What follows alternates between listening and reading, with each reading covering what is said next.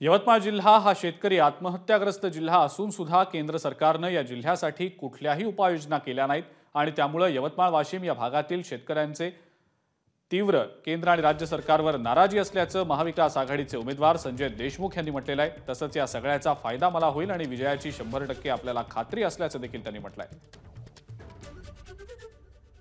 या भागातील सर्वसामान्य जे शेतकरी आहेत त्यांच्या मालाला भाव नाही, तरुण बेरोजगारांना काम नाही आणि यवतमाळ जिल्हा हा शेतकरी आत्महत्याग्रस्त जिल्हा असताना सुद्धा या केंद्र सरकार आणि राज्य सरकारनं काही उपाययोजना त्याच्यावर केल्या नाही। सिंचनाची सोय नाही।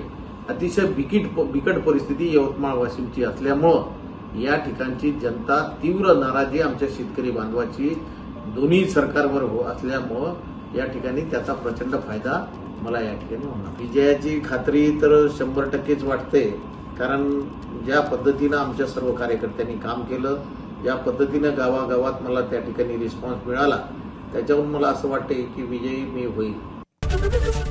एबीपी माझा, उघडा डोळे बघा नीट।